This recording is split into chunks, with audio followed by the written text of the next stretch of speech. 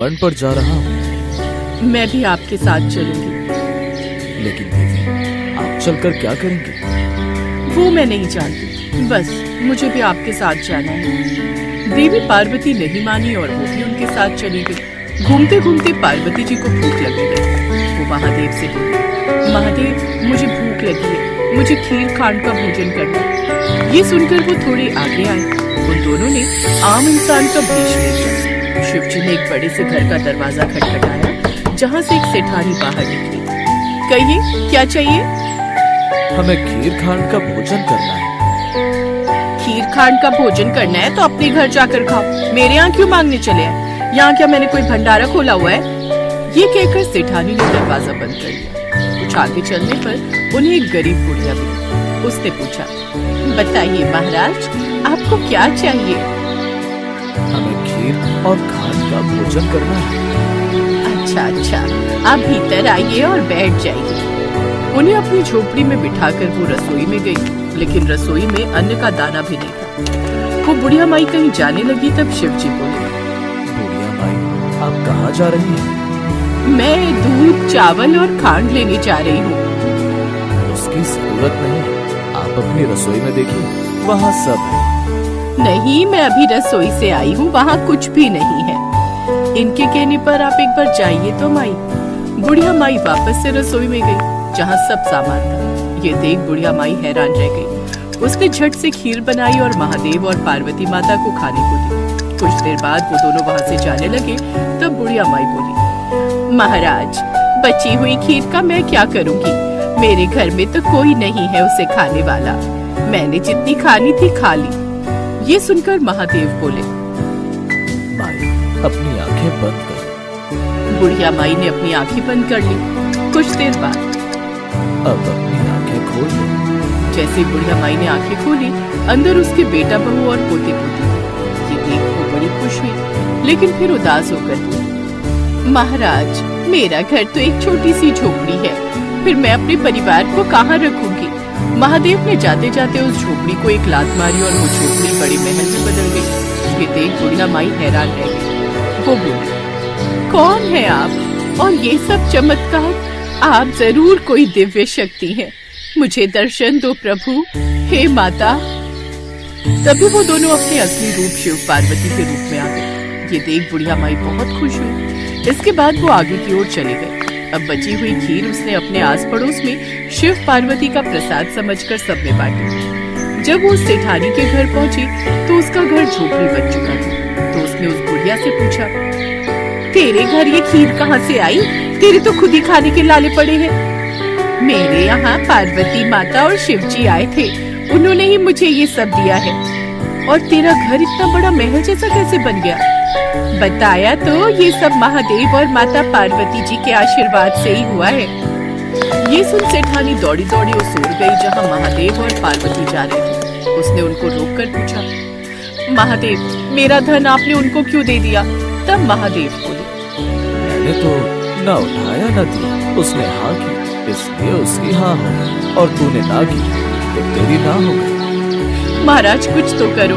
तब महादेव बोले, जा, काम तेरा रुकेगा नहीं, धन तेरा जुड़ेगा नहीं। ये कहकर महादेव वहाँ से चले गए। और सेठानी अब दिन रात मजदूरी करती रहती, लेकिन फिर भी उसकी कमाई कहीं न कहीं खत्म हो जाती। उधर बुढ़िया माई, जिसके पास आज तक कुछ नहीं था, वो अपनी नेकी के कारण अब काफी अमीर हो गई थी। और उसके पास उसका भरा पूरा परिवार भी था, जिसके साथ वो खुशी खुशी रहने लगी। आज की हमारी दूसरी कहानी एक शिवपुरी नाम के गाँव की है, जहाँ एक नारायण नाम का ब्राह्मण रहता था। उस ब्राह्मण का माधव नाम का पुत्र था, जो बुरी संगत में फंसकर पाप करने लगा था।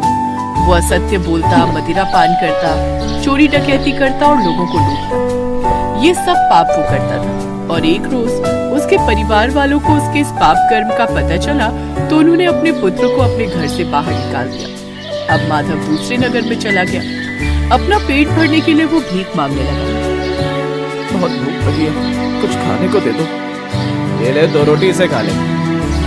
अब वो इसी तरह हर रोज भीख मांगता, लेकिन जो पाप उसने किए थे उसके फल स्वरूप उसके शरीर में कोढ़ निकल आया। उसके शरीर के अंग गलने और सड़ने लगे, जिससे वो अत्यंत दुखी रहने लगा। अब वो एक नदी किनारे कुटिया बनाकर उसमें रहने लगा। एक रोज बड़ी प्यास लगी है, नदी से मटके में पानी भर कर ले आता हूँ। अब ऐसे ही वो हर रोज करता, नदी से मटके में पानी भर कर ले आता, जिससे कुछ पानी रास्ते में एक शिला पर गिर जाता।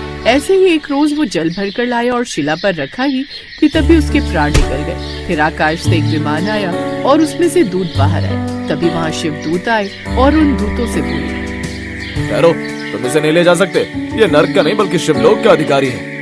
इसने सारी उम्र बड़े पाप किए, इसके पाप कर्मों के फल स्वरूप इसके परिवार ने भी इसे त्याग दिया, इसीलिए ये नर्क योगी है। हम सब जानते हैं, लेकिन इसके सभी पाप धुल चुके हैं। जाने अनजाने में ही सही इसने इस वृक्ष के नीचे दबी शिला को जला दिया। ये कोई साधारण शिला नहीं बल्कि शिवलिंग है। साथ ही इस वृक्ष के नीचे महादेव और मां पार्वती की मूर्ति भी है, जिसकी जाने अनजाने इसने पूजा की। इसीलिए अब ये यमलोक का नहीं बल्कि शिवलोक का अधिकारी बन गया है। आज की हमारी तीसरी कहानी इस प्रकार है। एक बार की बात है, एक रोज शिव और पार्वती पृथ्वी लोक पर भ्रमण के लिए निकले हुए थे। माँ पार्वती ने देखा कि चारों ओर सूखा पड़ा हुआ था और हर तरफ हाहाकार मची हुई थी। लोगों को पानी पीने को नहीं मिल रहा था। एक बूढ़ा आदमी प्यास से तड़प रहा था।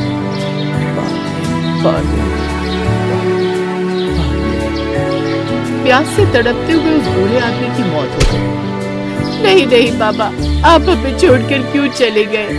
हे भोलेनाथ, ये कैसी सजा मिल रही है हमें, जो पानी की बूंद बूंद के लिए भी तरसना पड़ रहा है। ये सब लोग कितने दुखी हैं, इन्हें कितने कष्ट है। फिर वो कुछ दूरी पर और आगे चले, तभी माँ पार्वती की नजर एक किसान पर गई जो कड़ी धूप में भी हल जोत रहा था। ये देख माँ पार्वती ने शिव जी से कहा, स्वामी, जहाँ मनुष्य को पीने का पानी तक नहीं मिल रहा है, वहीं ये बेचारा किसान इतनी कड़ी धूप में इतनी मेहनत कर रहा है। इसके पीछे इसका एक तात्पर्य है दीदी। वह ये कार्य इसलिए कर रहा है ताकि खेत जोतने की उसकी ये आदत छूट न जाए। कैसा तात्पर्य स्वामी? उस मनुष्य को देख माँ पार्वती को उन पर दया आ गई और उन्होंने उसकी मदद करने की सोची। स्वामी, सब प्यास के मारे इतने तड़प रहे हैं, फिर आप वर्षा क्यों नहीं कर देते? नहीं देवी, अभी वो समय नहीं आया। जैसे ही वो समय आएगा हम वो कार्य भी अवश्य करेंगे। भोलेनाथ ऐसे तो मानेंगे नहीं। तभी माँ पार्वती को एक युक्ति सूझी। उन्होंने भोलेनाथ से कहा, स्वामी, आपने भी तो बहुत समय से अपना शंख नहीं बजाया, कहीं ऐसा ना हो कि आप भी अपना शंख बजाना भूल जाए। तुम सत्य कहती हो, हम अभी अपना शंख बजा देते हैं, कहीं ऐसा ना हो कि हम भी शंख बजाना भूल ही जाए। ये सुनकर पार्वती मन ही मन मुस्कुराई, क्योंकि वो अच्छे से जानती थी कि जैसे ही महादेव अपना शंख बजाएंगे तो वर्षा होना निश्चित है। फिर उन्होंने महादेव से कहा, स्वामी, यहाँ नहीं, उस ओर प्रकृति के मनमोहक नजारे देखते हुए आप शंख बजाइए। अच्छी बात है, जैसा आपको ठीक लगे। और फिर अपना शंख निकालकर उसे बजाने लगे। उस शंख की आवाज से मानो पृथ्वी खिल उठी, पक्षी चहचहाने लगे और बादल भी इतने खुश हुए कि झमझम बरसने लगे और पृथ्वी लोक पर तेज बारिश होने लगी। ये देख सभी लोग खुशी से झूमने लगे और महादेव और माँ पार्वती के नाम के जयकारे लगाने लगे। अब ना तो धरती प्यासी थी और ना ही कोई मनुष्य या पक्षी। महादेव भी समझ गए थे कि ये सब माँ पार्वती ने जानबूझकर किया है, लेकिन इसमें उनकी दया भावना छुपी हुई थी। इसलिए उन्होंने माँ पार्वती से कुछ नहीं कहा और उन्हें देखकर मुस्कुराने लगे।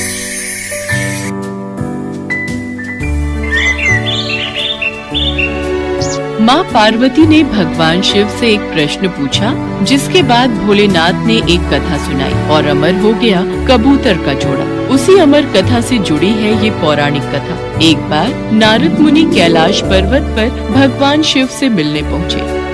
नारायण नारायण, प्रणाम माते। आइए देवर्षि नारद, कैसे आना हुआ?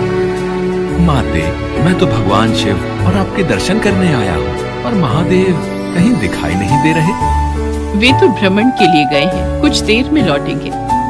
देवर्षि नारद माँ पार्वती से वार्तालाप करने लगे। तभी उन्होंने माँ पार्वती से पूछा, माते, क्या आप अमर कथा के बारे में जानती हैं? अमर कथा? वो कौन सी कथा है? उसके बारे में तो मैं नहीं जानती। नारायण नारायण, माते, जब भगवान भोलेनाथ आएंगे तब आप उनसे इस बारे में पूछना। अच्छा माते, मैं चलता हूँ। नारायण नारायण। पार्वती माता सोच में पड़ गई कि ऐसी कौन सी कथा है जो स्वामी ने मुझसे नहीं कही। तभी भोलेनाथ कैलाश पर लौट आते हैं। माता पार्वती उनसे इस बारे में चर्चा करती हैं। प्रभु, आपने मुझे कभी अमर कथा के बारे में क्यों नहीं बताया? मुझे आज और अभी अमर कथा सुननी है। ठीक है देवी, मैं आपको आज अमर कथा सुनाऊंगा, परंतु उसके कुछ नियमों का पालन आपको करना पड़ेगा। अमर कथा के दौरान आपको एक क्षण के लिए भी सोना नहीं है। आप बीच बीच में हुंकार भरती रहना, ताकि मुझे आभास रहे कि आप कथा सुन रही हैं, क्योंकि मेरे नेत्र भी उस क्षण बंद रहेंगे। ठीक है स्वामी, मैं ऐसा ही करूंगी। भगवान शंकर ने माता पार्वती से एकांत और गुप्त स्थान पर अमर कथा सुनने को कहा, जिससे कि अमर कथा कोई अन्य जीव न सुन पाए, क्योंकि जो कोई भी इस अमर कथा को सुन लेता है वो अमर हो जाता। इसके पश्चात शिवजी देवी पार्वती को अमर कथा कहने एक गुफा में ले गए। पुराणों में कहा जाता है शिव जी ने देवी पार्वती को अमरनाथ की गुफा में अपनी साधना की अमर कथा सुनाई थी, जिसे हम अमृतत्व कहते हैं। प्रचलित कथा के अनुसार भगवान भोलेनाथ ने अपनी सवारी नंदी को पहलगाम पर छोड़ दिया, जटाओं से चंद्रमा को चंदनवाड़ी में अलग कर दिया और गंगा जी को पंचतरणी में तथा कंठाभूषण सर्पों को शेषनाग पर छोड़ दिया। इस प्रकार इस पड़ाव का नाम शेषनाग पड़ा। अगला पड़ाव गणेश पड़ता है। इस स्थान पर भोलेनाथ ने अपने पुत्र गणेश को भी छोड़ दिया था, जिसको महागुणा का पर्वत भी कहा जाता है। पिस्सू घाटी में पिस्सू नामक कीड़े को भी त्याग दिया। इस प्रकार महादेव ने जीवनदायिनी पांचों तत्वों को भी अपने से अलग कर दिया। इसके बाद माँ पार्वती सहित उन्होंने गुप्त गुफा में प्रवेश किया और अमर कथा माँ पार्वती को सुनाने लगे।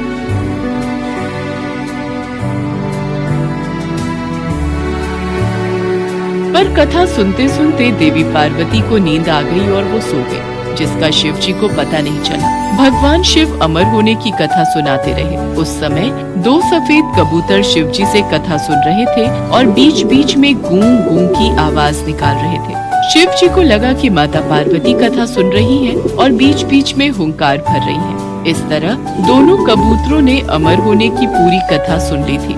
कथा समाप्त होने पर शिव जी का ध्यान देवी पार्वती की ओर गया, जो सो रही थी। अरे, देवी पार्वती तो गहरी निद्रा में है, तो फिर ये हुंकार कौन भर रहा था? अचानक महादेव की दृष्टि अमर कथा को सुनते उन कबूतरों पर पड़ी, तो वे क्रोधित हो गए और उन्हें मारने के लिए आगे बढ़े। मेरे क्रोध से तुम दोनों को कोई नहीं बचा सकता, तुम्हें इसका दंड अवश्य मिलेगा। हे प्रभु, हमें क्षमा कीजिए, हमने अनजाने में ही भूल की और हमने आपसे अमर होने की कथा सुनी है। यदि आप हमें मार देंगे तो अमर होने की ये कथा झूठी हो जाएगी। इस पर भगवान शिव का क्रोध शांत हो गया। प्रभु, इन दोनों का इसमें कोई दोष नहीं। मैं गहरी निद्रा में सो गई थी। मैंने आपके आदेश का पालन नहीं किया, इसलिए इन दोनों को क्षमा कर दीजिए। भगवान शिव जानते थे कि अनजाने ही सही पर कबूतरों ने अमर कथा को सुन लिया था, इसलिए वे दोनों अमर हो चुके हैं। इस पर महादेव ने कबूतरों को जीवित छोड़ दिया। भगवान शिव के आशीर्वाद से वो कबूतर का जोड़ा अजर अमर हो गया। कहते हैं आज भी इन दोनों कबूतरों का दर्शन